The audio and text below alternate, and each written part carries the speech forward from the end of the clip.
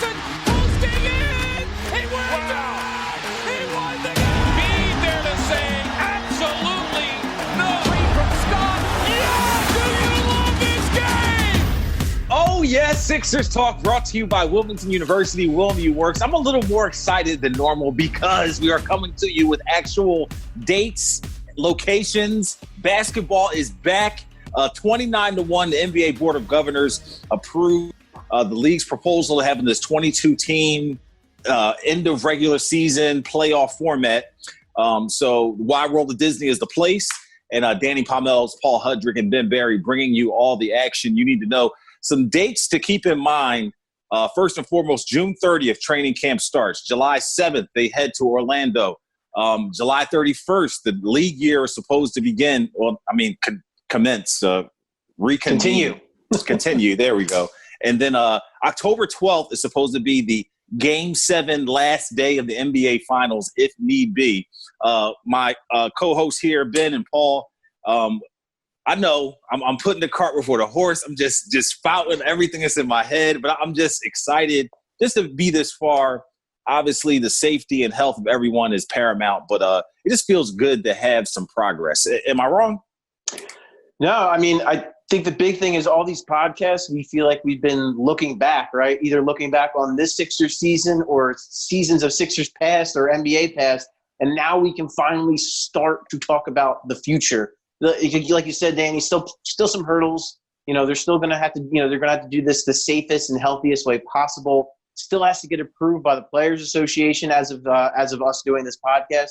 So there are still things they have to look at. But, man, to just think, hey, if we're going to get 8 regular season games, we're going to get, from what we expect, a traditional playoff format, which I know was a concern for a lot of people wanting to put an asterisk on this thing or whatever. If it's, all these crazy notions got thrown out of, pool play and play, like there might still be a play-in tournament, which could add a little intrigue.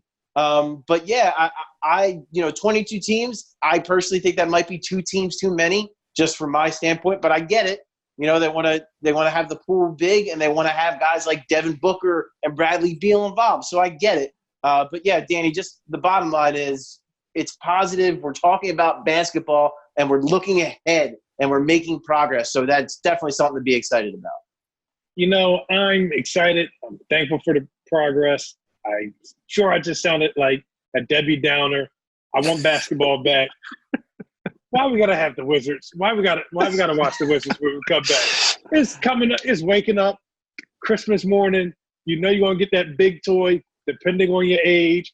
For me, it was like the Terminator 2 toys or the G.I. Joe or Power Rangers in the early 90s. For Paul, it was probably like a Nintendo or a Sega. For Danny, it was probably like a lump of coal or whatever. I'm not sure. I thought you were going to go age there. I thought you were going to say like an Atari or something. I was like, you know what? I thought about Atari, but he's not that smart. He's not that smart. That's still too young. I thought that was still too young. Like, all right, super excited. You show up, you start unwrapping gifts. You get that. You get the PlayStation, the Segas, and all the toys and whatnot. The new TV. Then your uncle over here give you some clothes you're never going to wear. Probably don't fit. Doesn't match anything socks. You wear. Socks or underwear. Socks or underwear are the Wizards. The Wizards are socks or underwear.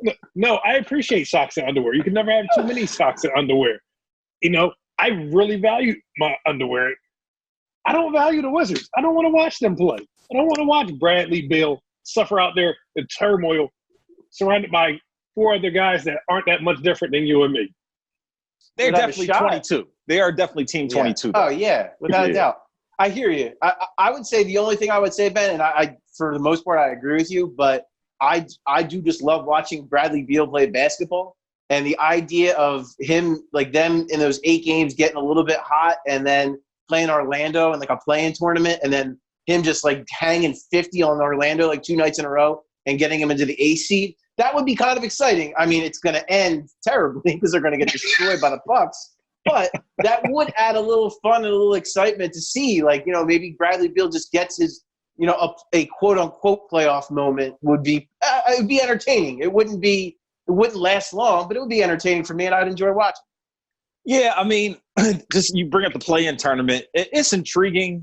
If you're 4 games or less in proximity to that 8th seed as the 9th seed, you get into, or whoever else is within that 4 games or less. It could be, all the teams they invite in the Western Conference could all get within there somehow, possibly. But you get into the play-in tournament, and the 8th seed gets a double elimination where the other 9th seeds, quote unquote, get single elimination. So yeah, that's definitely intriguing, because who doesn't like a winner take all sort of format like that? But yeah, it's like, you get in you winning the prize to go to the dance, and that you have no way to get to the dance type thing. Like you end up playing the Lakers or whoever. But I do feel like when I look at the way that they structured it, I want to make sure all those, those last games mean something. That eight game lead up until, which is going to be an 8-game lead up until the postseason. I want to make sure they mean something. So the play-in tournament kind of make sure that those games mean something. So I like how they paid it off in that way. And the money, we can't just not talk about that. I mean, the fact that they added this play-in tournament, possibly depending on if they're within 4 games or less, and the fact they added these 8 games to regular season, these teams are getting millions and millions of dollars in revenue because of them elongating the season or trying to match it up. And they also pay off their commitment to the regional sports networks, which they have partnerships with as well. So, money is a mitigating factor here in all this. Of course. And, the fact that they're going to be able to play games, like you said, Danny, recoup. I mean, they're going to lose whatever money they were planning on getting. They're going to lose just right, because no fans in the stands and all that. So they're going to lose some money. But this at least makes it so that they're recouping some of that money. And you know what? It could avoid a nasty situation with the Players Association, with all the force majeure stuff and all that. Like that situation could, it makes it less potential for it to get ugly. Not saying it might not still, it might, but it does mitigate some of that. And, and it stinks that we can't have fans in the stands, but Danny, man, they're going to have, we look like we're going to see Sixers games on NBC Sports Philadelphia. We're going to possibly get to hear Mark Zumoff's voice again, like that kind of thing. Like that excites me, even if it's not traditional, even if it's not the way we all would have liked it. Just that feeling, that rush of, knowing that that's what's going to happen does get me excited. I'm curious, do we know any more information about,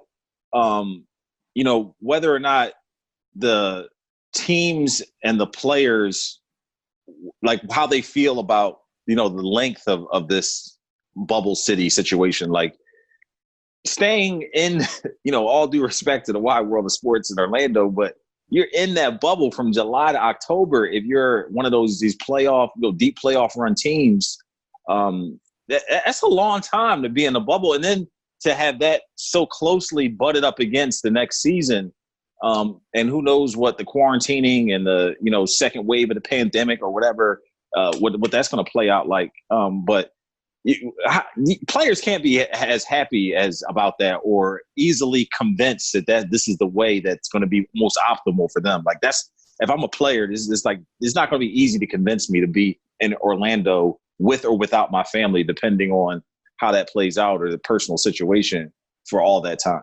I think players wanted to come back so bad, and not any means necessary, but to continue to talk to Shel Roberts about coming back. They wanted to play because they were in limbo.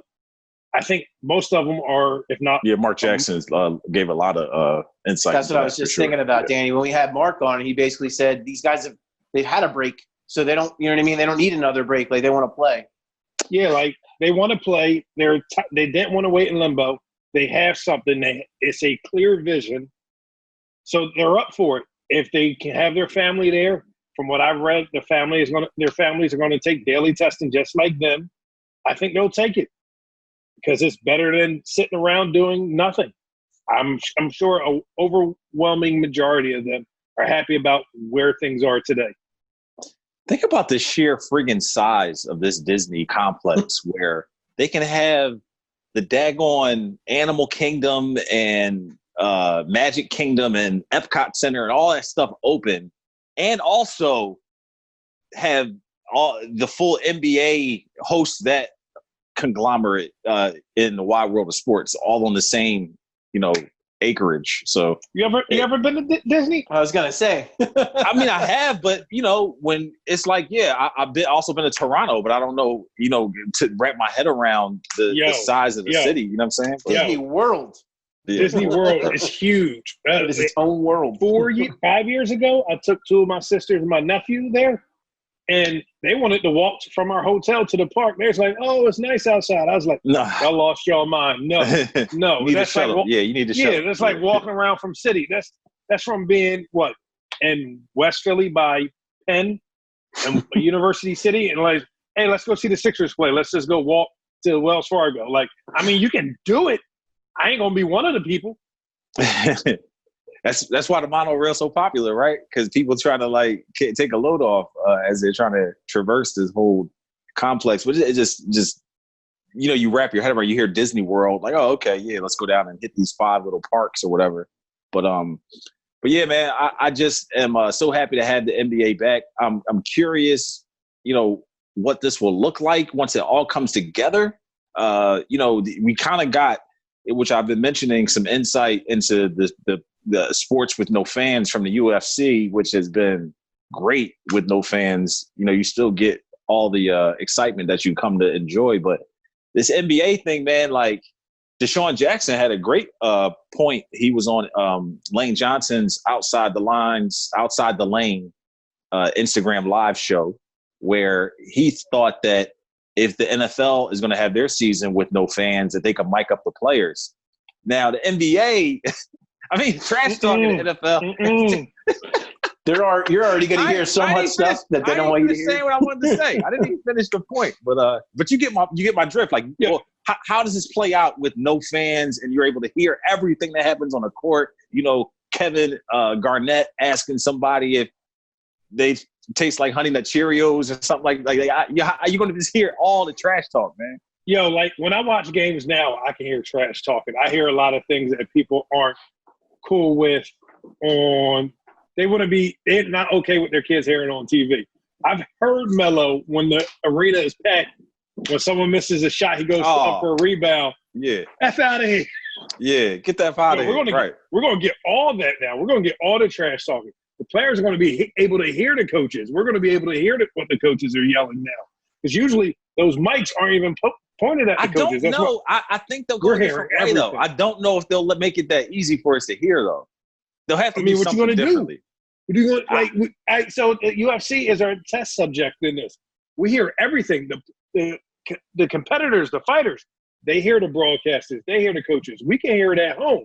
I watched a fight a few weeks ago where Daniel Cormier was saying, oh, guys should do A, B, and C. The guy does it, then he says, thanks, DC, right in the middle of the broadcast. Right. I got to keep my voice down because they can hear us. Exactly. We're about to get everything unfiltered and uncensored. I was going to say, and the coaches stuff is something that's going to be, like, these coaches, like, you see, like, sometimes they're giving it to officials or sometimes they're giving it to their own players. Right. You're going to hear all of that now. So it's going to be a whole new world in that regard. And I'm going to enjoy it personally. I'm sure the NBA, there's going to be some stuff that they don't want us to hear, but I'm looking forward to it. I think it's going to, like, as much as, again, we talked about, like, there's no substituting for a live experience of watching an NBA basketball game at the Wells Fargo Center. There just isn't. There's nothing that can match that. But this will at least give us something different and intriguing, that a different experience that we've never had. So at least we have, like, kind of something to look forward to in that regard, for me at least. There's been See what I'm doing right now? I don't know how the FCC work, but this is them when games come back and we get all that unfiltered, uncensored language. Because they suing everybody, huh? Yep. Your NBC Sports Philadelphia podcasts are now on the My Teams app. Listen to Eagle Eye, Sixers Talk, Phillies Talk, and Flyers Talk right now. There's something floating around of proposals that the league was batting around of how they would pay off teams who had home court advantage when the playoffs start. And of those things, which two things I thought were probably more viable than the other things on the list. I think there's like 6 or 7 things on there, but having your home court shipped to Orlando so you can play on that hardwood as, the favorite team as the higher seed, I thought was a viable option. The other one I thought was viable was having an additional coaches challenge. I think that was also something. But the other options in there, like giving one designated player 7 fouls, like come on, man. Like, let's not ruin like what what basketball is, the essence of hoops with like silly stuff like that. But I want to get y'all take on that. Like, did y'all see that list of things that are floating around? Anything pop out to you that was ridiculous or you thought made sense?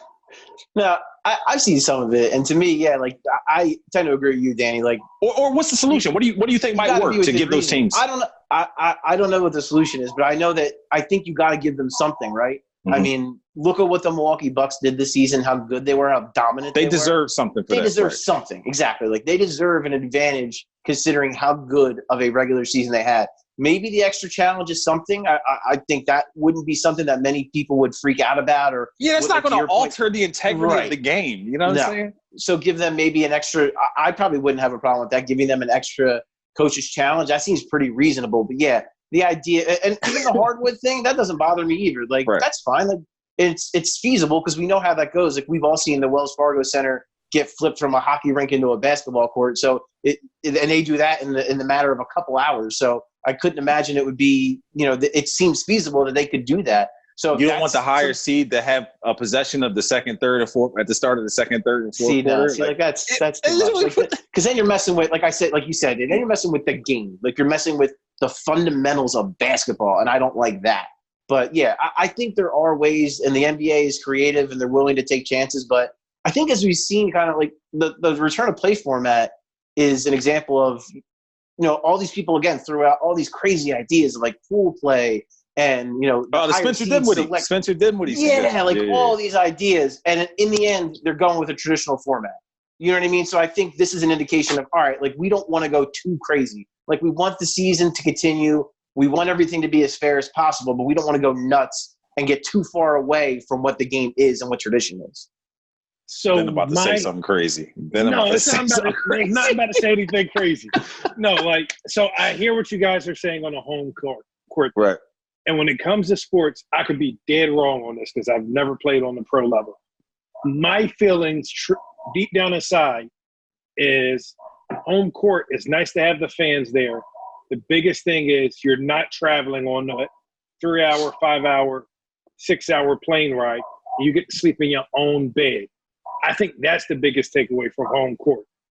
I could be dead wrong on that. That's what I think of. So I will just add in like the Sixers. It's not a coincidence that they only had 2 home losses. Was that the number? Was it 29-2? Was that the 2 home losses? Something like that. Yeah. So it's more than just sleeping in your home bed. It's got to be more. It's more to it. The momentum's the ebb and flow of the game. I've been looking at this for years, like in NBA, MLB, football. Like yes, teams win more. Are you doing some research? We got some research. Yeah, none recently. I'm talking about a previous job. I did some research on, and this might be a year or 2 dated, but whatever, man. Don't call me out on it. I'm intrigued. So no, yes, teams win more at home, but there isn't is it because of the fans? Is it because you're sleeping in your own bed? Is it because of all the time you're spending traveling, packing up at 9 p.m. at night after one game and traveling to go to the next game? I don't know what it is, so I've never actually put that much value into it. I just think guys like being at home, like being around their family. The whole giving the higher seeded team the ball to second, third, and fourth quarter, I mean, I hear what Paul says, but does it matter that much when, you got some guys that can't shoot? So you might have – I'm a big Westbrook fan, but you go out there and take the first shot, brick, all right, you got the ball back after 10 seconds. That might be too harsh. What I do kind of want to see but don't want to see, that 7-foul thing. That sounds Here's stupid. Why. That was ridiculous, bro. Yo, it's so stupid. It's so stupid. I do and don't want to see it because I want to see dudes like Patrick Beverly get an extra foul again. But two extra fouls again. 2 extra fouls. We all hated playing against that dude because he's out there playing a high top all black Air Forces or Timberlands. But I want to see it because you know what? We might get a little dust up on the court. This dude out here playing defense. No, he got 2 extra fouls. Yo, he got 2 fouls a quarter to give. Here's where I co-sign you on that though. I think it's a great opportunity for the NBA to get creative, and people were throwing out stuff like that where, hey, let's have, instead of no fans, let's have one fan from each team. You know what I'm saying? So what if the home team with home court advantage got 5 fans? You know what I'm saying? Like who could bring their signs and all this stuff? Maybe they sit socially distanced every other chair or something like that, but they have 5 fans. Or maybe they adapt 2 rules, and one rule would be like an extra coaches challenge, and another one would be something that's a little bit more, off the beaten path, where each team, the higher seed gets 5 fans or something like that. Like I think that would be cool, where it allows the opportunity for like some type of creativity, where stuff like when they have stuff voted for the All-Star weekend, or people respond through votes or whatever. Like I just think it's a good opportunity to engage people. Who's going to be the extra fan? You going to be up there by yourself because you get season ticket holders. They get the name out of a hat. But if you're only bringing like a fan from each team or 5 fans from each team, you're probably not bringing your boys or your family. No. The lower seed gets no fans. 5 fans for the higher seed. So the higher that's the advantage. It's got to be an advantage, right? Oh, I think. I don't. Hold up. We need the level-headedness, Paul. Well, because make sense of this. They're not going to have any fans. You just can't do it. You can't. I know. But I'm just saying it's a good opportunity.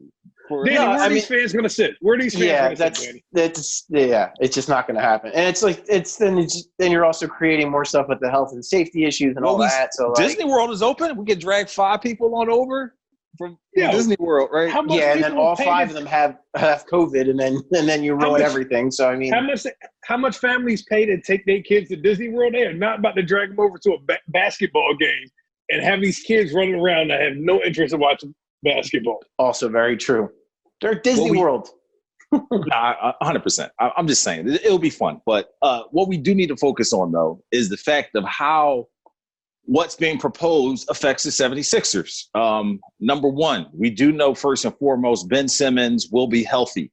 And that wasn't the case when we ended the season. Was it March 11th? What was it? March 11th. Okay, yeah. March 11th. When we ended the season, that wasn't the case then. We know Joel Embiid has been working out the facility. Take that for what it's worth. There will be a ramp up for everyone to kind of get conditioning and in health, as the actual season won't start until July 31st. But the Sixers lose a lot because of the home court advantage aspect of it. They also, which we haven't even talked about yet, have an issue with that OKC pick, which is still out there. And Paul, I'm sure you can shed some light on that with the ins and outs there. But let's talk about how this affects the 76ers, because even though there are some pluses, there are some minuses as well. Well, the biggest plus is 8 regular season games, because let's all be real about it. The Sixers had some stuff to work out. Right. And then you already alluded to it, Danny, with, Ben Simmons being hurt. I mean, the guy hasn't played a basketball game since February. So he's going to need time. He's not like asking him to come into a playoff game right away would have not worked out. So him getting these 8 games is going to be huge for him to get his feel back and get his wind back and all that stuff. And then you look at Joel, it's good that he's got this time off, but he's admitted when he has too much time off, he's out of shape. So these 8 games, again, are going to be huge. And then you just look, again, the starting 5, all of them needing to gel together. That wasn't going to happen in the course of a playoff series against the Boston Celtics. Like, they needed time, and they need time to figure out the rotation. The way I look at it, you have your top 5 guys, right? It's Embiid, it's Simmons, it's Richardson, Harris, and it's Horford. And then Brett Brown's going to cut his rotation out for the playoffs to 8 guys. So you're going to have 6 guys battling for 3 spots, essentially. So a lot still has to come to fruition. What's going to be Shake Milton's role? Might he move into the starting lineup? Matisse Thybulle, Glenn Robinson III, Alec Burks, Mike Scott, all these guys, they're going to have to figure out what to do. So for me, it's just such a huge thing. Obviously the playoff teams, the bubble teams, the 8 games are going to be huge to try to earn a spot. But for the Sixers, they need every single one of these 8 games to figure so much stuff out. So for them, if I'm Brett Brown, I am just so thankful that I got 8 games to try to put all of this together before I have to take on the Boston Celtics or the Miami Heat or the Indiana Pacers. These 8 games is all going to be about fitting things together, figuring things out, see who works with who, getting a solid starting lineup, whether it means Al continues to be in the starting 5, whether you put Shake in there, and finding out the rotations. and just making sure Ben Simmons' back is completely 100% and Joel can go 38 to 40 minutes a night. I think that's what's most important. Not necessarily winning these games or moving up, moving down. I don't put any value on that. Seeing what works best for the team. That's where I'll sit on these 8 games. Well, I'd probably make the argument that them moving up probably isn't beneficial. You know, they beat the Celtics 3 out of 4 times this year, and as it stands, that's who they play in the first round. So do you really want to move up to 5 or 4 and then play the Miami Heat and play a Jimmy Butler who is just itching to play against you, or would you rather play the Celtics? Again, a team that you, as good as the Celtics are, the Sixers seem to match up very well with them. So, like you said, Ben, it might not be beneficial for them to actually move up in playoffs even. Yeah, like them playing Boston is better for them, and it's moving up isn't beneficial for the team at all. I want them to play Miami because I got some friends in Miami who's been talking hot stuff all year, and it's just annoying. It's annoying. I get text messages talking about culture over the process like all the time, and it just needs to end. It needs to end. I almost would rather, with the things resuming June 30th, I almost would rather go to Orlando right away rather than have 7 days in my city. And I think about it like this. If I'm like Josh Richardson, great example, who's been in Miami probably all his time, he comes to Philly for 7 days and then has to travel back to Florida. Not even if he wasn't in Florida. Let's say he was in Texas. He goes from Texas to Philly to Florida. And it's like you don't even get a chance to be comfortably acclimated to being in Philly before you have to leave and go somewhere else and get reacclimated, tested, and everything else. Tested again, most likely, because you're probably going to have to be tested before you enter the practice facility. So I would rather almost go to Orlando right away. And then that way I'm there for 14 or however many days before, things resume, almost a month probably before things resume. That way, and then I know my living accommodations, I know like all my stuff is there. I don't have to like pack up again. So I think they're missing a little something there. Maybe they need some time to get the wide world of sports prepared, but I feel like that was a bit of a hiccup. Well, to play devil's advocate too, Danny, we don't know what it's going to look like in Orlando. So from like a team's perspective, you work out of your facility because you know where everything is. You got all your treatment stuff there. You have all of your gym equipment there. You have everything you need there. When you get to Orlando, it might not be set up like that. So maybe you want to do this. And then not only that, I think there might just be a comfortability thing, almost like a return to normalcy. You know what I mean? Like if you just go straight to Orlando, it might feel like forced or awkward. At least if you're in the practice facility, you're among your teammates, you're familiar with your territory, you get a little bit of that feeling of normalcy, and maybe that helps you mentally be prepared to play NBA basketball games again. So I hear your arguments. I think it's fair. I mean, it's fair to wonder if maybe teams, and maybe some teams will go that route. Maybe some will go right to Orlando. But I tend to think that maybe the teams would prefer to be at their facilities first, just to get their feet wet, just to get things up and running, and then head to Orlando. That's just my thinking. I think you make a great point about the mental toughness of what is about to happen to these NBA players, because that is what is going to separate the haves from the have-nots. I remember what it was like in '98 when they resumed the season and had that 65 or 56 game, shortened season, and the Spurs ended up winning it all.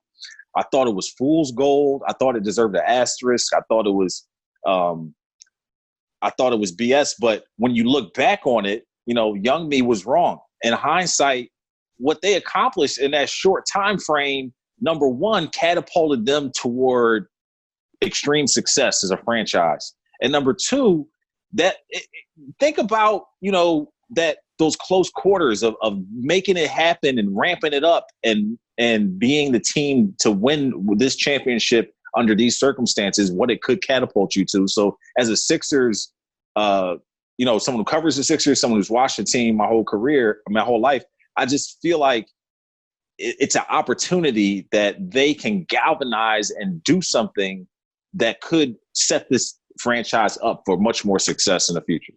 So you think we have a top 10 player all time and arguably the greatest coach? on staff You know right what? now. Tim Duncan, David Robinson at that point was a guy who hadn't won it all yet. And Tim Duncan, we didn't know they were going to be the Twin Towers. We didn't know that success was coming. I remember, around that time, it was, post Michael Jordan. It was just a weird, odd time. So I feel like it, but it's going to be a sprint. It's not going to be as much of a marathon. It will be a battle of attrition, so to speak. But I feel like if you can get on the same page quickly and overcome the obstacle of being, displaced, then all of a sudden it can turn into something, man. I'm trying to tell you, it can turn into something. And let's be real too, Popovich wasn't Popovich at that point either. I mean, he was an executive with the Spurs right before that, and then took over on the bench, I think, for Bob Hill at that point. But I think you make an excellent point, Danny, because we've seen from the Sixers what can happen when they're healthy, when they're focused, and when they're ready to play in a game. They've beaten every top team in the league. Now they've lost to every bottom feeder in the league as well. But Orlando, my God. They've lost to Orlando twice this year in Orlando. But the point is, to your point, Danny, if they can just – because it's a sprint. So there's no, we're built for the playoffs, this and that. No, it's all out the window now. Now it is, we need to win right now. And like I said, when we've seen them put it all together, they can beat anybody. So if they can do that, if they can play like they did against the Clippers before the All-Star break, or like they did against the Bucks on Christmas Day, or any of those kind of big games, if they can bottle that up for a short spurt, then they got, you never know. Like, to me, the Eastern Conference isn't open and closed. Really, the Western Conference either isn't open and closed. This is not a LeBron James in the Eastern Conference and the Warriors in the West situation here. Like, there's going to be different teams in the finals this year, and I'm very much looking forward to seeing who it is. Help me out on the math here, Paul. So because there's only 8 games left in the regular season. No math. But no, I know you got this. So the Sixers can't drop any lower than 6th because of their 8.5 games up, I think, on the 7th place team.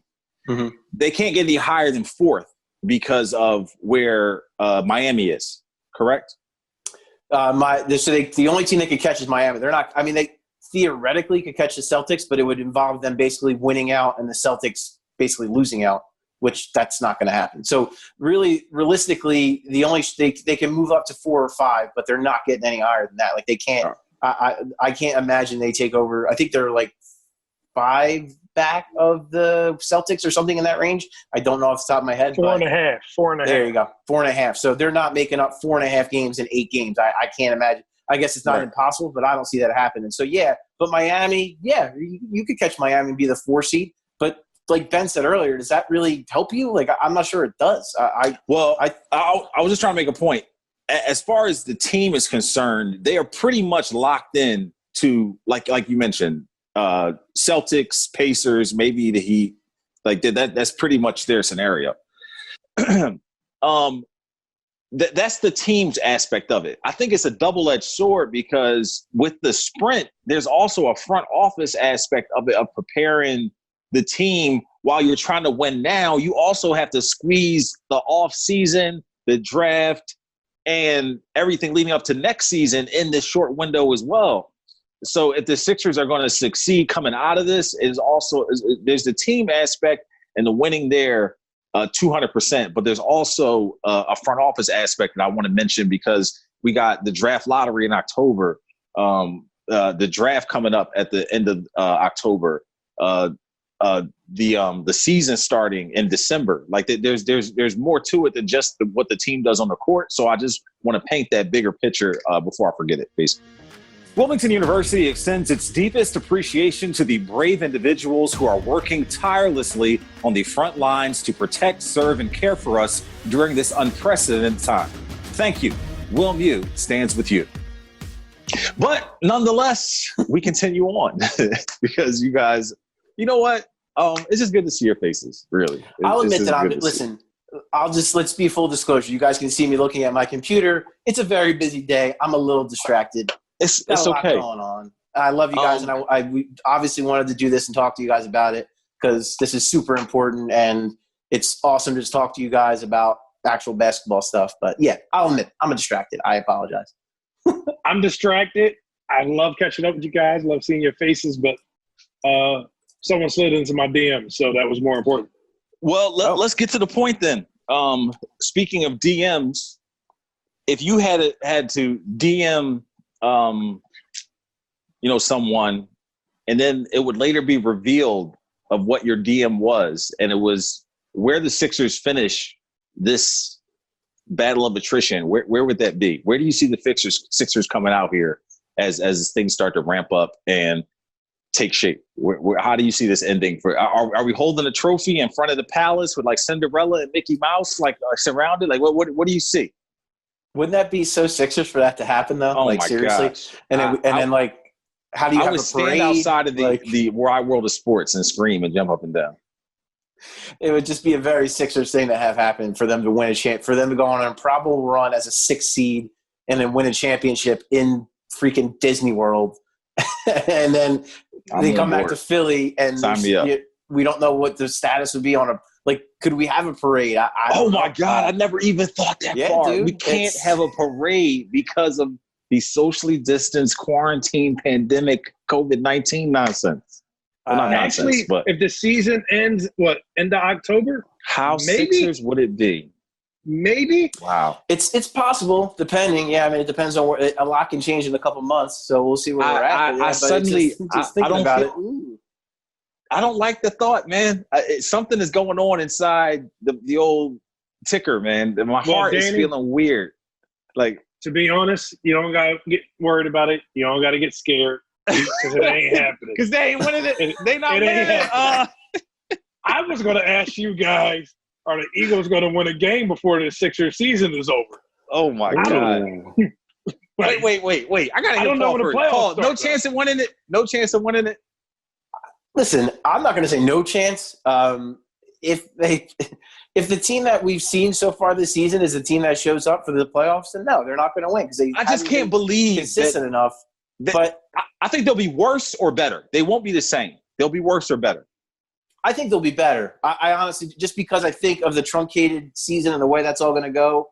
And what's funny, Dan, is like I was looking at as I was putting together the story I wrote for today, and like I'm putting together some other stories for later. How good Josh Richardson was in stretches for this team.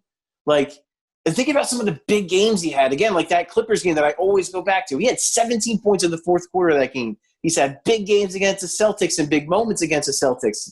He's had that huge game against the Heat. The only time they beat the Heat this year.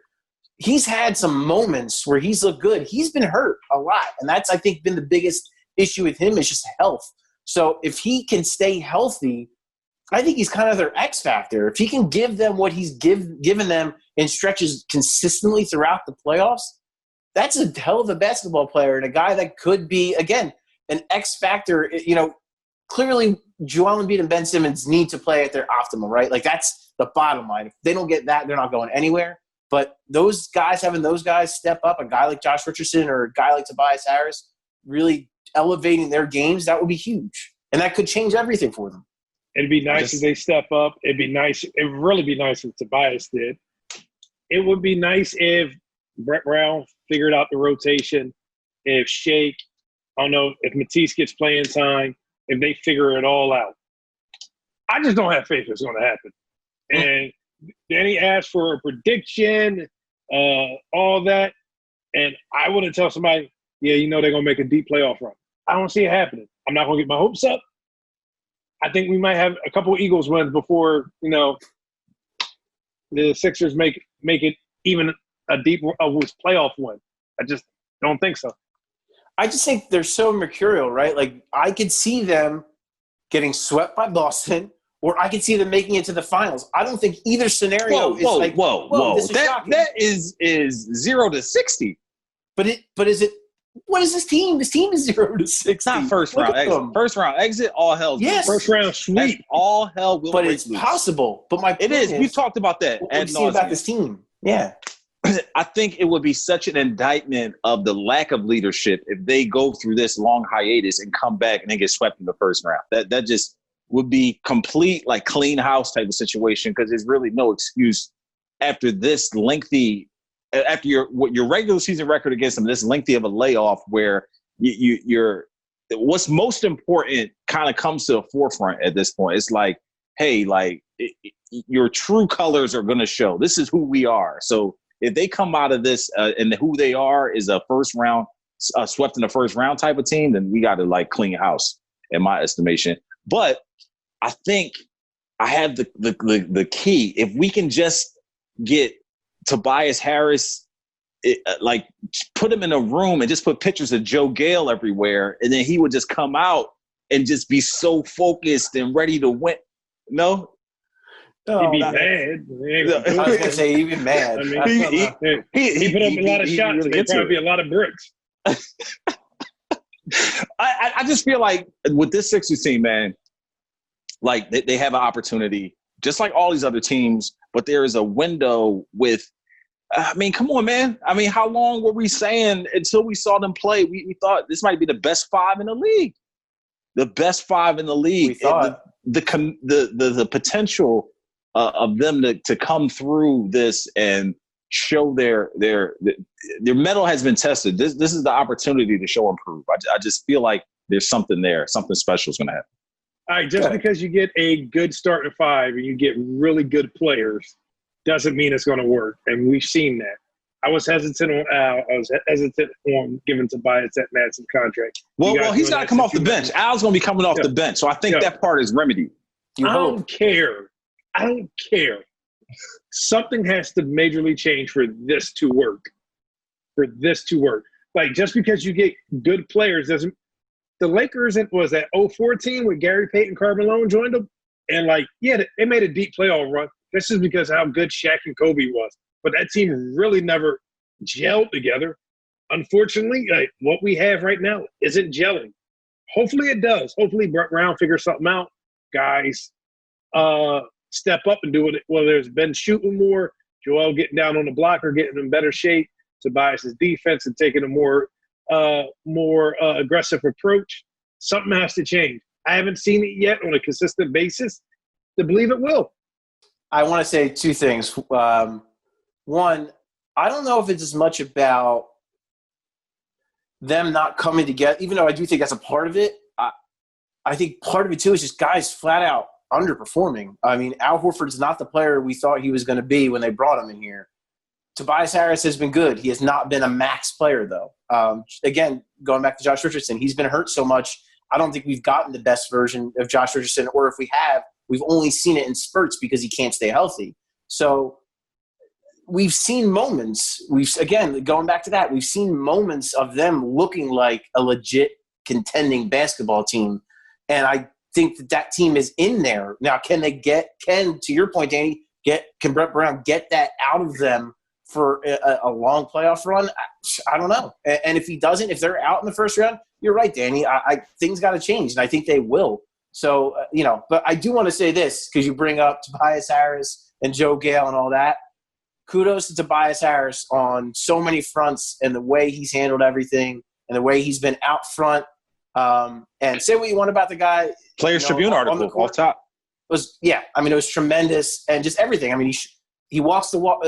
I love a guy who talks the talk and walks the walk, because even on top of, the fact that he was at the protests, and then even before that, all the work he's done in the community, all the money he's donated, going to schools in North Philly, like, the dude is legit. He's not just doing it. Exactly. He's not just talking the talk. The dude is walking the walk. So just kudos to Tobias Harris for that. I mean, maybe he's not a max player on the court, or we haven't seen enough of that, but the dude is a max human being, I guess, for lack of a better term. Yeah, I think the thing for me is just the transparency, being able to admit, your background and where you came from and how you've grown, because that's the trajectory we all have been on is you grow and you get wiser as you get older. And then not only, you see a lot of that in the Players Tribune article, and not only do you get that as him admitting the missteps he's had and how his perceptions have changed and how he's grown, but he's also, you see how he's taken Matisse under his wing. So I'm sure Matisse is getting the bird's eye view of all of that wisdom and growth. And this dude, what is he, 27, 28? I mean, like, come 27, on, man. yeah. I mean, come on, man. Like, 27-year-old Paul and 27-year-old Danny were much different people than Tobias Harris at 27. Kidding me? We were much less wealthy, but at the same time, yeah, it just shows the type of human being that he is, and that how he prioritizes the things about being a better person and helping others, realize their potential too. Right. The self-reflection, self-awareness stuff, I thought was the most poignant thing he said. Like, just because that's the country right now, right? We all got to look ourselves in the mirror, and especially the white community, and ask ourselves if we're doing everything we can, and are making sure we're doing the right things and standing by the right people. And that to me is what stood out the most is growth and self-reflection, because that's the biggest thing we can do is have that self-awareness and continue to listen and learn and grow. And Ben Simmons too, man. He, his dad is from America, but he's not even from here. And he's experienced, his racism and racial incidents in his own country. And then to come here and grasp and understand what is happening here and to be able to act on it is commendable as well. And, it just feels, I don't know. I mean, I look at the Sixers and I feel like them as a unit have the potential to change people's minds and perspectives outside of the arena of basketball. I think that just goes so much further than any impact that they can have on the court in some ways. But that's something for debate. But I would completely agree with that. It was not refreshing, but it brought joy to my heart. It really warmed me that you see Ben Simmons and Tobias Harris speak up. Tobias and Mike Scott out there protesting peacefully and just letting voices be heard. Just because they're millionaires or just because they made it to the NBA doesn't mean they're not affected by these things as well, and doesn't mean they don't want to see it change even if they weren't affected. I think, like Paul said, max human being off the court. That's more important than what you could ever do on the court, on the football field. Just speaking up for any injustice and whether it affects you or not, and just really wanting to see change and holding people that can make these change, holding them accountable. It was really great to see. And great to see, great to read about it, and great that they are continuing to make change and push people to make changes. And to your point, Ben, I think something Tobias pointed out in that Players Tribune article is that, all these dudes are in a bubble, man. Like they are surrounded by people constantly doing things for them, giving them stuff. To be able to see and know that things are happening outside of this NBA bubble that they're pushed into, you have to actually actively pursue those things and go outside of that bubble. And that's continually Ben and Tobias showing that they're, stepping outside of that comfort zone and having these uncomfortable conversations, or being able to speak up when others won't, and things like that, and putting money where their mouth is, and as well as their actions. It definitely speaks volumes. But we're standing by, man, as far as the NBA season is concerned, waiting to see what happens next. We will be here with you every step of the way at NBC Sports Philadelphia and the Sixers Talk podcast. Paul, you alluded to a few things you're working on the site. What's popping? Yeah, so Noah Levitt got our initial thing up, just about some of the details, a lot of reports, a lot of dates and things swirling around about what's going to happen. So he's got that all on a nice little format for you guys, and easy to break down, easy to read, what their schedule could look like, all that kind of stuff, all mixed in there. He also has something on, as you alluded to earlier, Danny, that OKC pick, how this is going to affect all that. I won't get into that here because I will make you go to the website and click on Noah's story so you can read his excellent analysis. For me, I just have what I kind of touched on, but in more detail about them having those 8 extra regular season games and it being a blessing for them. And then I'm also going to have just something on what I view as what the team's playoff rotation should look like. As I mentioned, 5 spots are locked down, 3 are open for 6 guys. So debating the merits of all that and what it could look like and who the candidates are and all that. So that's just a little bit of it, and we're going to have a ton more as we go forward. We are slowly ramping up to the return of NBA basketball, and however it transpires, however it comes our way, we're thankful to just be in this scenario, to be on the precipice of the league coming back. Stay with us here at the Sixers Talk Podcast. We will bring you all the ins and outs as well as our opinions on what happens. For Ben Berry, our esteemed producer and co-host, Paul Hudrick, the level-headed one, writer extraordinaire, I'm Danny Pomels. Thanks for listening. We will see you next time. Sixers Talk brought to you by Wilmington University. Wilm U Works.